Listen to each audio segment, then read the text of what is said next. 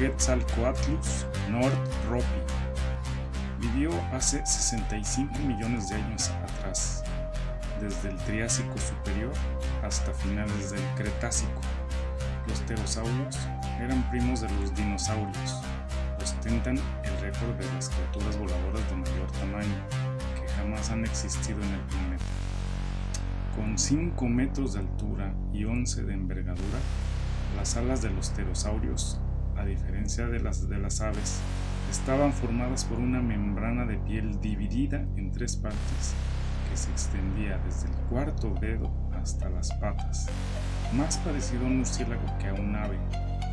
El ala contaba con un hueso único llamado pteroide que conectaba a la muñeca con el hombro.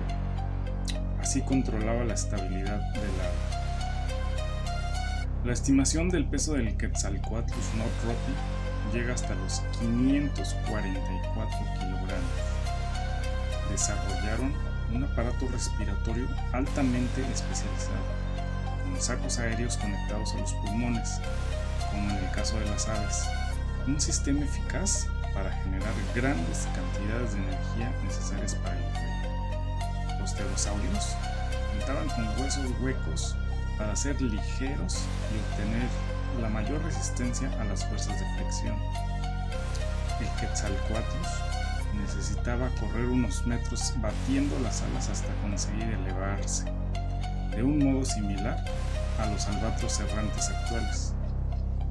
El nombre de este pterosaurio fue inspirado en Quetzalcóatl, el dios mexica. Quetzalcoatl, la serpiente emplumada, Quetzali, pluma, Coatl, serpiente.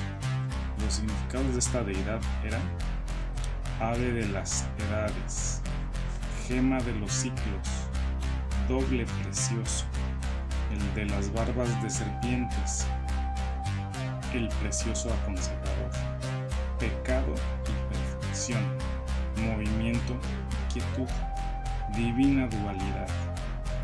Quetzalcoatl representa la dualidad de la condición humana.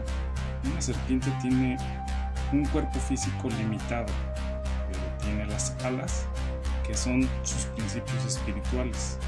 Son el complemento para superar esa primera debilidad.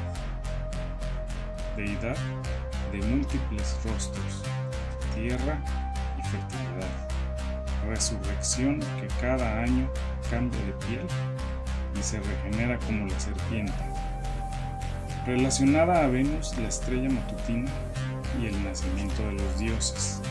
La serpiente se relaciona con la forma del rayo y la llegada de las lluvias.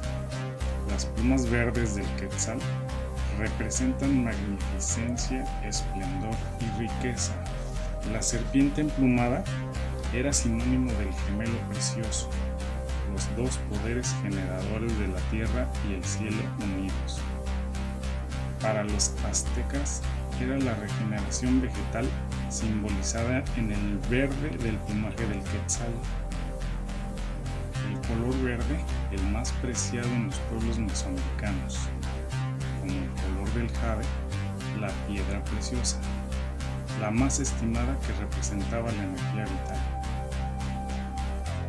Quetzalcoatl es el reptil emplumado que derrama chorros de agua fertilizante. Quetzalcoatl soplaba el viento para empujar las nubes y barrer el camino de los dioses pluviales.